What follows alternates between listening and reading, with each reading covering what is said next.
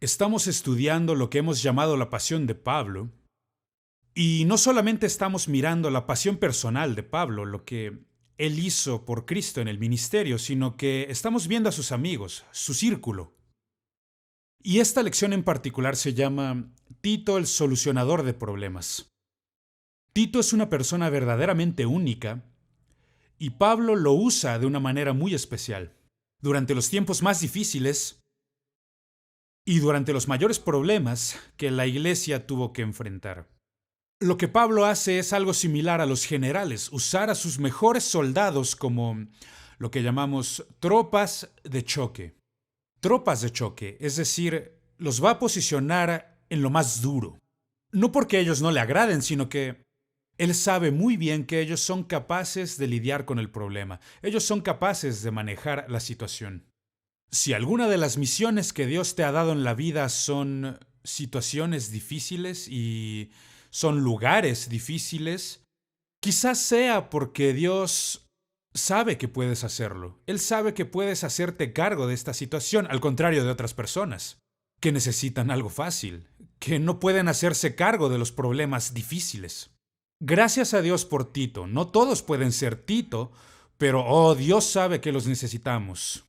Entonces esto es lo que Pablo hace con Tito. Él se convierte en uno de los miembros más importantes del equipo. Él va a ser usado en gran manera y quiero mostrarte 5 escenas de la vida de Tito, escenas en las que Tito es puesto en medio de estos problemas porque Pablo sabe que puede encargarse, Pablo sabe que Tito puede con esto. Él nos muestra y nos recuerda una y otra vez que siempre es muy pronto para rendirse. Echemos un vistazo a los problemas. Este es el primero y yo le llamo el Consejo de Jerusalén. El Consejo de Jerusalén. En Hechos capítulo 15 y versículos 1 y 2 dice: Entonces algunos que venían de Judea, estos son judíos cristianos, y que han venido desde Judea hasta Antioquía, y enseñaban a los hermanos: Si no os circuncidáis conforme al rito de Moisés, no podéis ser salvos. Cuidado con esto. Cada vez que empiezas a añadirle cualquier cosa a la cruz, vas a meterte en problemas. Y lo que estas personas están haciendo es añadir la circuncisión, diciendo no pueden ser salvos si no se circuncidan como un judío. Como Pablo y Bernabé tuviesen una discusión y contienda no pequeña con ellos, esto es simplemente la manera amable de decir que hubo una gran discusión en la iglesia. Una discusión y contienda no pequeña con ellos. Y lo que la iglesia determinó, la Biblia dice que dispusieron que Pablo y Bernabé subiesen a Jerusalén para tratar esta cuestión. Notemos lo que ocurre. En Gálatas capítulo 2, Pablo escribe sobre este asunto y lo que él dice es: después de 14 años, esto es, después del ministerio en Antioquía, subí otra vez a Jerusalén con Bernabé, hablando sobre el mismo incidente descrito en Hechos 15, llevando también a Tito conmigo. Notemos esto. Él no solamente va acompañado de Bernabé. Él dice: Tito, ven acá. Hay un trabajo que yo quiero que hagas. Tengo algo que quiero que tú hagas. Lo llevé conmigo y para no correr o haber corrido en vano, expuse en privado a los que tenían cierta reputación el evangelio que predico entre los gentiles, mas ni aun Tito, que estaba conmigo, con todo y ser griego, fue obligado a circuncidarse. Ahora cada quien póngase en esta situación. ¿No les gustaría ser Tito? Imagínate ser presentado con los 12 apóstoles para que te estén cuestionando e interrogando y para que hablen contigo y ver si en verdad eres un cristiano genuino. Eso es lo que está pasando aquí. La iglesia que estaba ubicada en Jerusalén estaba dividida a causa de este asunto y era bastante lógico porque todos estos creyentes eran judíos primero. Todos ellos habían sido judíos antes de empezar a seguir a Jesús, el nuevo Mesías. Antes de convertirse en lo que hoy conocemos como cristianos. Recuerden que en Antioquía fue donde se les llamó cristianos. Entonces, gracias a que estos creyentes judíos en Jerusalén habían sido, primero, judíos antes que cristianos, pensaban que todos tenían que hacer lo mismo que ellos habían hecho, que todos tenían que ser judíos primero. Y evidentemente esto no es verdad, y esto es lo que Pablo y Bernabé estaban discutiendo con ellos. No, lo que ustedes intentan hacer es judaizar a todo el mundo. Nosotros intentamos que ellos sean cristianos. Y entonces surgió una gran diferencia. Su máximo y más grande ejemplo, su muestra más grande de esto es Tito. Aquí lo tienen. Háganle cualquier pregunta que ustedes deseen. Comprueben que él es genuino. Comprueben si él ama a Jesús, si él es un verdadero creyente. Esta es la situación en que le han puesto.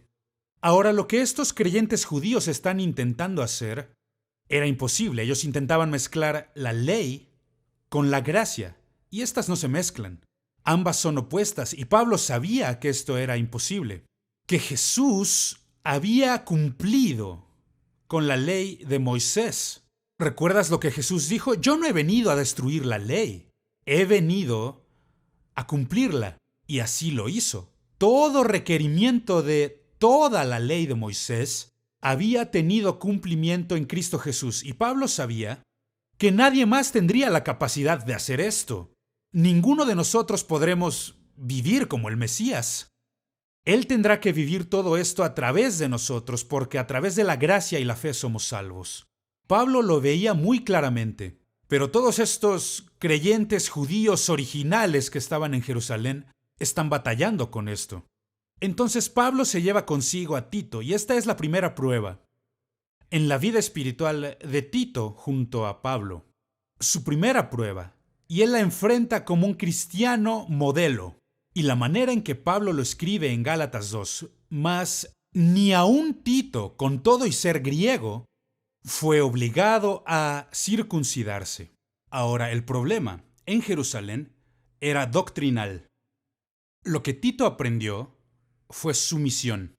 Me parece por demás interesante que Pablo y Bernabé regresaran con los 12 apóstoles originales y hablaran de esto con ellos. Ellos creían que estos hombres de Dios tendrían la respuesta correcta. Y así fue. Puedes leerlo, todo está registrado en el libro de los Hechos. En el capítulo 15, envíalos de vuelta a Antioquía y diles que no necesitas ser un judío para ser un cristiano. Gracias a Dios por esto, gracias a Dios. Entonces, esta fue la primera prueba en su vida. Aquí está la segunda. La segunda la he denominado La confusión en Corinto, y me parece que el título, el nombre es muy apropiado porque es un asunto bastante confuso. Cuando Pablo fue a Corinto y comenzó a predicar el Evangelio, la Escritura dice que él encontró las puertas abiertas para predicar. Incluso Jesús se le apareció en la noche, en una visión, y le dice, habla, yo tengo muchas personas en esta ciudad. Es decir, este era un lugar abierto para el Evangelio, pero también era un lugar muy inmoral, una ciudad muy inmoral. Y esto afecta a los cristianos, afecta a la iglesia. En la primera carta a los Corintios capítulo 5, verso 1, Pablo dice, le escribe a la iglesia en Corinto y dice, de cierto se oye que hay entre vosotros fornicación o inmoralidad sexual. Y tal fornicación, de tal magnitud es esta fornicación, cual ni aún se nombra entre los gentiles, tanto que alguno tiene la mujer de su padre. Ahora, esta es desde luego una muy escandalosa situación inmoral. Obviamente no está hablando de su madre, la Biblia no dice su madre, pero su padre obviamente se volvió a casar. Se trata entonces de su madrastra. Pero él había tomado a su madrastra del lado de su padre y ahora estaba viviendo en una situación o una relación inmoral. Pablo dice, eso no está bien. Y cuando él tiene este reporte, ¿sabes qué dice?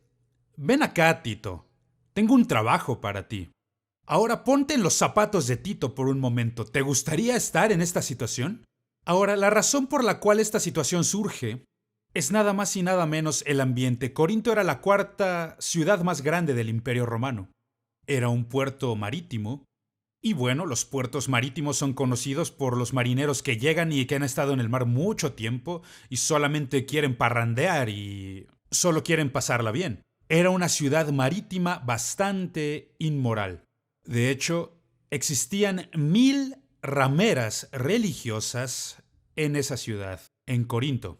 Así de perversa e inmoral era esta ciudad, pero no hablamos nada más de inmoralidad, sino que esta era su forma de adorar a ciertos dioses, teniendo relaciones con una de estas sacerdotisas de los dioses. Entonces existían 1000 de estas prostitutas religiosas en la ciudad. El nombre de Corinto, de hecho, comenzó a usarse como un verbo por varias personas. Ellos comenzaban a hablar de corintizar. ¿Y qué significa esta palabra corintizar? Destruir moralmente a alguien. Significa despojar a alguien de todos sus principios morales. Entonces, esta palabra, Corinto, que en principio fue un sustantivo y ahora es un verbo, corintizar a alguien, ahí es a donde Pablo envía a Tito. Ahora, Pablo había comenzado esta iglesia, pero después de dejar la iglesia, pronto comenzaron a surgir problemas realmente serios. Este era uno de esos problemas. Entonces, él envía al mejor hombre que tiene para lidiar con esta situación. Y es aquí donde se pone verdaderamente confuso para nosotros. Déjame desglosarlo porque hay 4 cartas que sabemos que Pablo escribió a los corintios. Fueron 3 los viajes que Pablo hizo. Ahora, si puedes ordenar esto en tu pensamiento, te ayudará a entender. Este es el primero. Pablo escribe una carta que nosotros no poseemos, no queda copia alguna.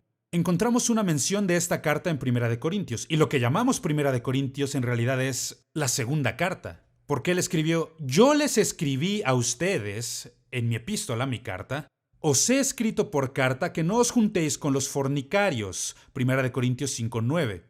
No tenemos ninguna copia de esta carta, no sabemos qué pasó con ella, pero no fue preservada para nosotros. Los corintios responden escribiéndole una carta a Pablo.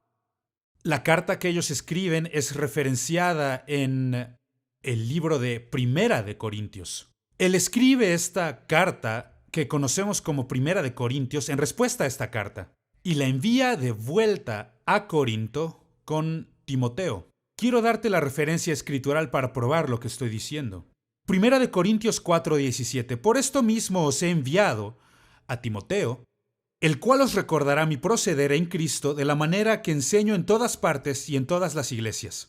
En el capítulo 7, versículo 1, él dice, Primera de Corintios 7:1, en cuanto a las cosas de que me escribisteis, notemos esto. Pablo les escribe una carta recomendándoles que no se junten con las personas inmorales. Ellos le han replicado por carta y ahora Pablo les está escribiendo lo que es Primera de Corintios y la envía a los corintios de la mano de Timoteo. El problema fue que los corintios no la recibieron. Rechazaron ambas cartas de Pablo y a Timoteo. Y Timoteo regresa diciendo, no fue un ministerio exitoso. No fui capaz de resolver este problema. Adivina lo que Pablo hace. Pablo, después de que Timoteo regresa con él, Pablo hace un segundo viaje a Corinto. Y después de regresar de este viaje, se sienta y escribe una tercera carta. De nuevo, no tenemos una copia de esta carta. No conocemos los detalles porque esta carta no fue preservada. Él envía esta tercera carta a Corinto con Tito. Ponte un rato en los zapatos de Tito. Es decir, Pablo no es capaz de resolver este problema. Ellos rechazaron sus cartas y Timoteo no fue capaz de resolver este problema y Pablo dice, ven Tito, tengo un trabajo para ti. ¿Te gustaría recibir este tipo de misión en que otras personas han fracasado, no han podido hacerlo? Y ahora quieren dártelo a ti. Hay ocasiones en que yo simplemente digo, no, perdón, yo no necesito este trabajo. Pero gracias a Dios por Tito. Gracias a Dios por los hombres y mujeres que pueden encargarse de los problemas duros. Segunda de Corintios, que de hecho sería la cuarta carta que Pablo le ha escrito a esta iglesia, Pablo dice, y esto mismo os escribí para que cuando llegue no tenga tristeza de parte de aquellos de quienes me debería gozar. Porque, bueno, ellos no han corregido el problema. Y continúa diciendo, verso 12, cuando llegué a Troas para predicar el evangelio de Cristo, aunque se me abrió una puerta en el Señor, es decir, se me presentó una gran oportunidad para el ministerio, No tuve reposo en mi espíritu por no haber llamado a mi hermano Tito, mi hermano. ¿Qué quiere decir? Que él no ha recibido noticias de Corinto. ¿Qué está pasando allí? Tito aún no ha regresado. Y él está tan preocupado por esto que ya está listo para ir y buscar a Tito. Pero continúa diciendo en el capítulo 7 de Segunda de Corintios, pero Dios, que consuela a los humildes, nos consoló con la venida de Tito, ya ha regresado de Corinto, sino también con el consuelo que él recibió de ustedes, haciéndonos saber vuestro gran afecto, vuestro llanto, vuestra solicitud por mí, de manera que me regocijé aún más. Porque aunque os contristé con la carta, no me pesa. Él dice, antes sí que me pesaba, pero ya lo superé, porque veo que aquella carta que os contristó, aunque por algún tiempo. Lo que está ocurriendo aquí es, Tito ha regresado a Pablo con buenas noticias. Y él dice, Tito me informa que ustedes han recibido mi evangelio, han recibido la carta y también han aceptado la autoridad apostólica para corregir este problema inmoral. Y en los siguientes versículos del capítulo 7 él continúa, por esto hemos sido consolados en su consolación, pero mucho más nos gozamos por el gozo de Tito, que haya sido confortado su espíritu por todos vosotros. Y su cariño para con vosotros es aún más abundante cuando se acuerda de la obediencia de todos vosotros, cómo le recibieron con temor y temblor. Es decir, Tito ha pasado la prueba. Tito ha logrado hacer lo que ni Pablo ni Timoteo pudieron hacer.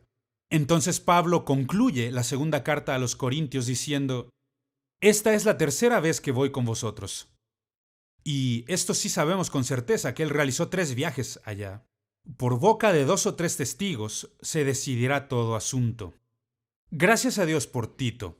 El problema en Corinto era un problema moral. Tito aprende pureza. Él aprende cómo mantenerse sin mancha, sin imperfecciones, provocadas por la inmoralidad de esta la ciudad más inmoral de todo el Imperio Romano. ¡Qué gran tarea! Ahora el tercer punto, otra vez. Una vez más regresamos a Corinto, y ahora se trata sobre dinero. Oh, 2 de los problemas más grandes con los que tenemos que lidiar en la vida son el sexo y el dinero. Porque estos surgen una y otra vez en la iglesia, en el ministerio. La ofrenda misionera. En 2 de Corintios capítulo 9, Pablo dice lo siguiente. Cuanto a la ministración para los santos, es decir, una ofrenda que ellos recibían para enviar a la iglesia en Jerusalén. Pues conozco vuestra buena voluntad, de la cual yo me glorío entre los de Macedonia, que Acaya, es decir, Corinto, este es otro nombre para Corinto, está preparada desde el año pasado, y vuestro celo ha estimulado a la mayoría. Pero he enviado a los hermanos para que nuestro gloriarnos de vosotros no sea vano en esta parte. Ahora, él continúa escribiendo y detallando sobre cómo podemos lidiar con los problemas de dinero o económicos. En el capítulo 9, versos 4 y 5, no sea que si vinieren conmigo algunos macedonios y os hallaren desprevenidos, es decir, que su ofrenda no esté lista, nos avergoncemos nosotros. Por tanto, tuve por necesario exhortar a los hermanos que fuesen primero a vosotros y preparasen primero vuestra generosidad prometida, para que esté lista como de generosidad y no como de exigencia nuestra. Notemos lo que él está haciendo. Un año antes, él les había escrito acerca de participar de esta ofrenda misionera que estaban reuniendo para enviarla a los santos pobres de Jerusalén. Les ha escrito acerca de esto, y los corintios responden a esto con mucho entusiasmo. Encontraremos que muchas iglesias son así. En verdad se emocionan por las cosas, se emocionan de tal manera que hacen una gran promesa de ofrenda. Pero hay una gran diferencia entre una promesa y el efectivo como tal. Su problema fue que su celo había excedido su compromiso por cumplir con la promesa. Ahora, uno de los problemas con el que tenemos que lidiar en el ministerio todo el tiempo, hablar puede ser algo barato. La gente habla por kilómetros, pero camina solo centímetros. Hay una gran diferencia entre hablar y caminar. Y la gente hace promesas, promete cosas y después no las cumplen. Eso es lo que pasa aquí. Y Pablo se da cuenta de que si no lo enfrentamos correctamente, esto será no solamente un problema, una vergüenza para la iglesia en Corinto, sino que será un problema de desánimo para las demás iglesias, porque ellas creen que Corinto era la líder en esto de las ofrendas misioneras. Entonces les envía para asegurarse que todo esté bien. Notemos lo que él hace. Primero, él envía a uno de los mejores. Envía a Tito. Y junto con él envía a otro hermano que ha sido aprobado por las iglesias. Porque cuando comienzas a lidiar con asuntos monetarios tienes que ser muy cuidadoso de quién es tu tesorero. Porque podrías terminar como Judas, que cargaba el dinero. Y esto será un problema siempre porque Judas siempre terminaba sacando dinero. Eso siempre es un problema, entonces tienes que ser muy cuidadoso sobre quién está manejando el dinero. Entonces en el capítulo 8 de 2 de Corintios dice, de modo que rogamos a Tito que llevara a feliz término esta obra de gracia entre ustedes. Y dice que Tito no solamente aceptó, es decir, ven aquí Tito, tengo otra cosa que quiero que hagas. Tito, por su propia voluntad, partió para ir con vosotros. Oh, me encantan este tipo de soldados. Amo a estos hombres y mujeres que simplemente se ofrecen. Aquí estoy, envíame para las tareas difíciles. Y no estamos hablando de las cosas que son fáciles. Hablamos de las cosas que son delicadas, muy difíciles. Y dice, enviamos juntamente con él al hermano cuya alabanza en el Evangelio se oye por todas las iglesias. Notemos, él envía a otro hermano con él. Y luego vemos en 2 de Corintios 8, versículo 19, dice, y no solo esto, las iglesias lo escogieron para que nos acompañe cuando llevamos la ofrenda, la cual administramos, evitando que nadie nos censure en cuanto a esta ofrenda abundante. En otras palabras, estamos hablando de una gran cantidad de dinero, que es administrada por nosotros, procurando hacer las cosas honradamente, no solo delante del Señor, sino también delante de los hombres. Esta es una palabra clave. Cuando tratas con dinero, nunca lo manejes solo. ¿Por qué? Porque así no hay manera en que puedas demostrar tu contabilidad. Nunca de los nunca asignes a una sola persona el manejar el dinero, que siempre sean dos. Alguien me dirá, oye, es que tú no confías en nadie. No confío en mi propia carne.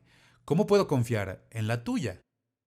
En una ocasión estaba dando consejería a una joven pareja que estaba teniendo problemas y entonces el muchacho me mira con los ojos fijos y me dice, se nota que no confías en mí. Le dije, cierto, no confío en mi carne. ¿Cómo confiar en la tuya? Cuando se trata de dinero, tienes que recorrer ese kilómetro extra. Notemos lo que él dice. Procurando hacer las cosas honradamente no solo delante del Señor, ahí comienza, sino también delante de los hombres, donde nadie pueda cuestionarte sobre lo que haces. Escúchame con cuidado. Cuando estás lidiando con problemas, cualquiera puede guiar cuando no hay problemas. Pero cuando encuentras problemas, ahí te das cuenta quién es el verdadero líder. Porque los verdaderos líderes podrán navegar a través de las situaciones difíciles.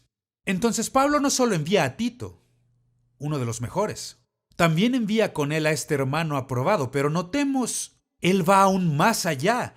Él dice en 2 de Corintios 8:22, enviamos también con ellos, con Tito y este hermano que fue aprobado, a nuestro hermano cuya diligencia hemos comprobado en muchas cosas. Notemos, él está enviando a 3 para lidiar con este problema sobre dinero. Oh, Dios, ¿por qué? ¿Por qué iría este kilómetro extra? Porque se está tratando sobre dinero.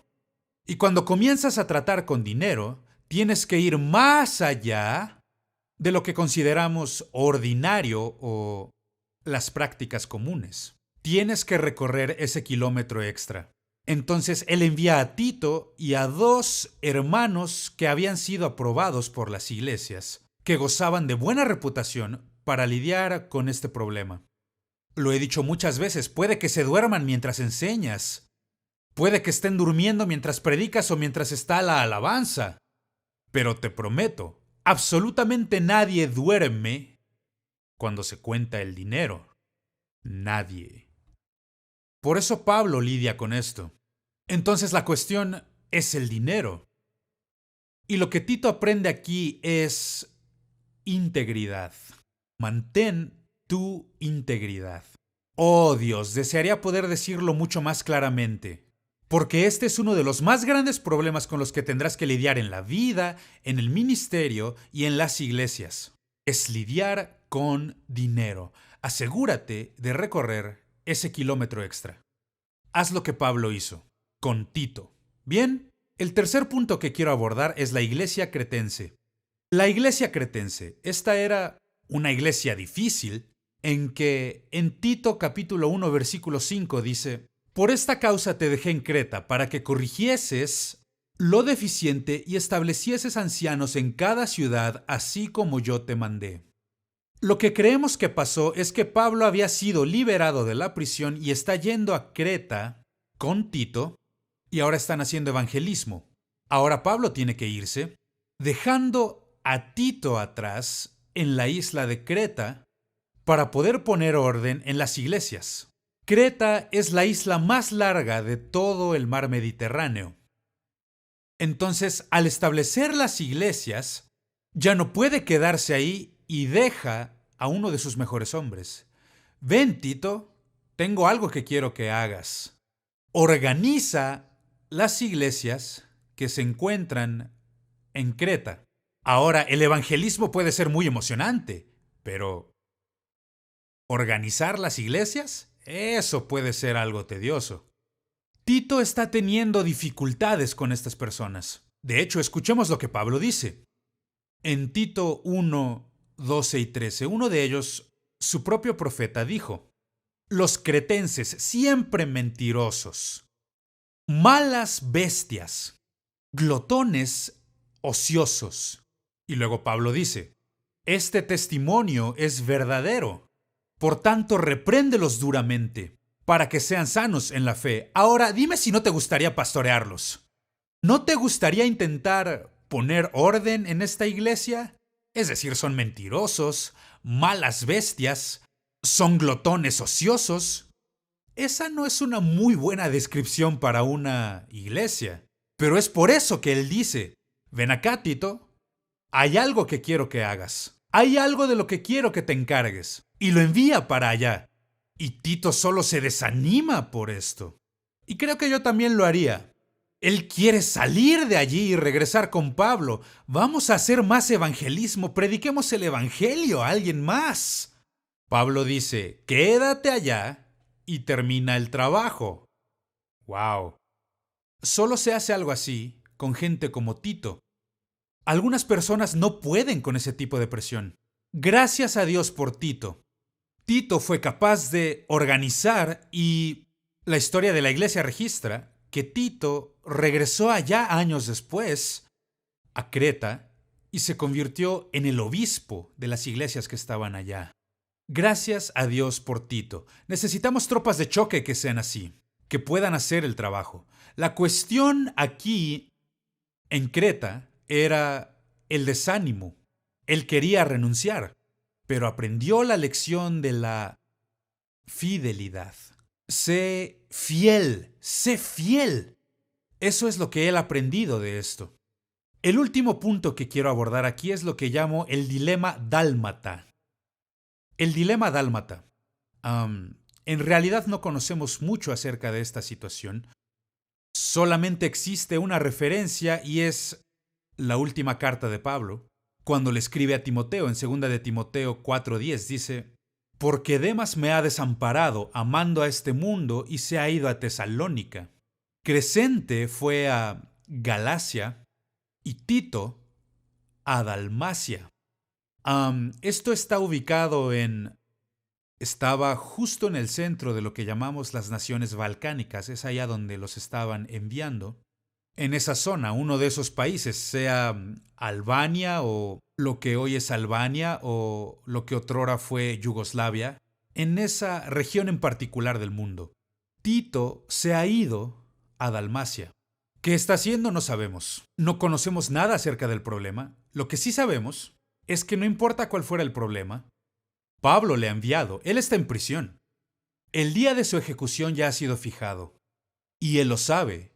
Y entonces él dice, estoy aquí solo, por favor ven pronto a verme, y comienza a enlistar en dónde están los hermanos. Y dice, Tito ha ido a Dalmacia. Cualquiera fuera el problema, no sabemos, pero sí sabemos que Pablo envía a uno de los mejores hombres para arreglarlo, resolverlo.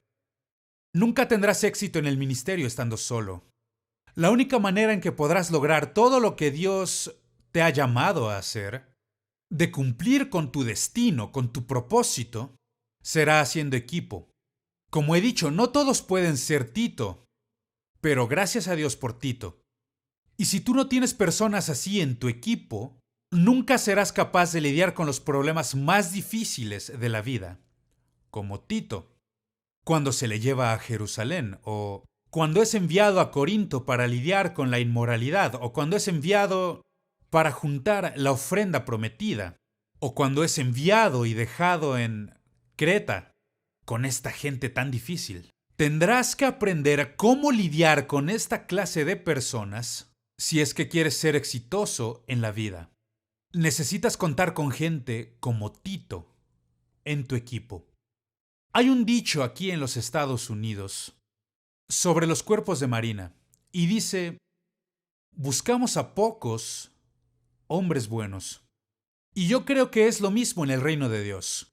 No todo el mundo puede ser Tito. No todos pueden hacer esto. Aún Timoteo fracasó en su intento de ministrar en Corinto. Pero Tito sí pudo manejarlo. Si vamos a ser capaces de enfrentar los problemas más difíciles de la vida, necesitamos gente como Tito en nuestro equipo. Lo que Tito nos demuestra, una y otra vez, es que siempre es muy pronto para rendirse.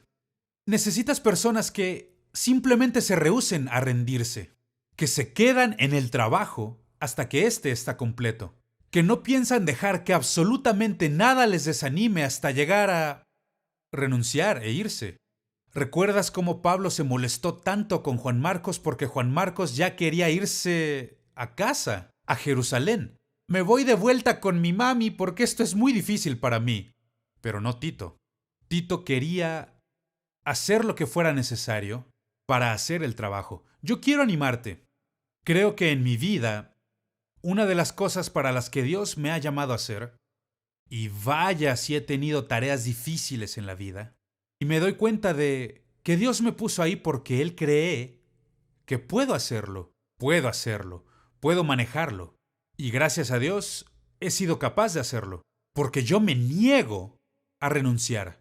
Quiero animarte a que en tu viaje espiritual, si es que puedes hacerlo, conviértete en Tito. Crécete ante el reto de enfrentar las tareas difíciles en la vida y decir, yo voy a hacer el trabajo que nadie más quiere hacer. Yo haré las cosas difíciles. Dénmelas. Pónganme en el campo de batalla y pelearé allí donde la lucha sea más dura. Lo necesitamos si vamos a cumplir con el llamado de Dios en nuestra vida. Por eso le llamo Tito el solucionador de problemas. Porque cada vez que vemos que Pablo le pone en una situación difícil, Dios nos ayude a crecernos ante el reto y solucionar problemas.